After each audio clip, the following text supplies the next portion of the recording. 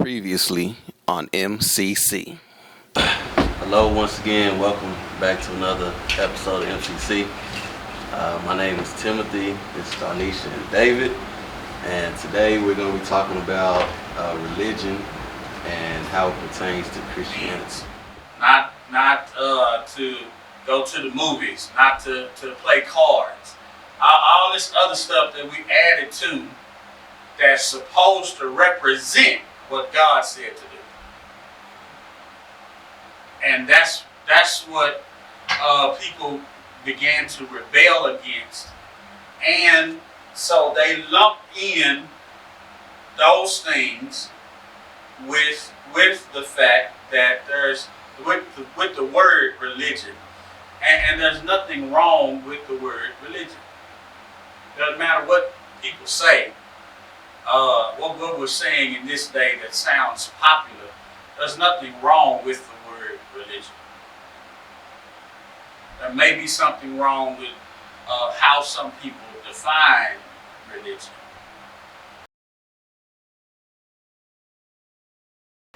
There's nothing wrong with religion. In fact, we did mention the word religion mentioned in the Bible, in the New Testament. It's never used negatively. That word is not used negatively. But it does talk about the fact, I believe in James, it talks about the fact that if a man says he's religious, but he does not guard, I believe it uses the word guard, or monitor his speech, his tongue, he's saying he's religious, but he cuss all the time, and he might, there's a problem with that religion. With that kind of religiosity, if that's a word. There's a problem with that expression of religion when you're saying you love God, you're saying you serve God, but your lifestyle doesn't match it. That's neither religion nor a good relationship. And so when people say they have a relationship with God, then the question is, and maybe we ought to move away from the word religion. But the question then is, so who dictates the relationship? Because God doesn't have relationships with people, and He doesn't dictate the relationship. If you get to decide what you do in your relationship with God, you don't have much of a relationship.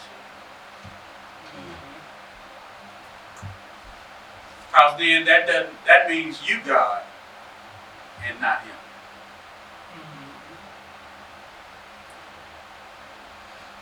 And so, I mean, it took on a big movement through even Christian circles in the church.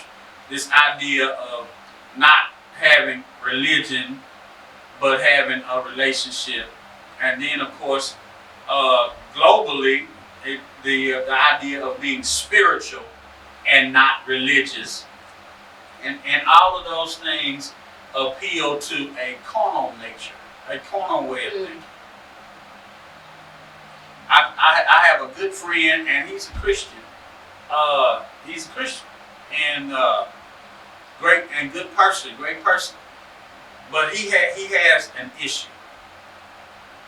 He absolutely rebels against being told what to do.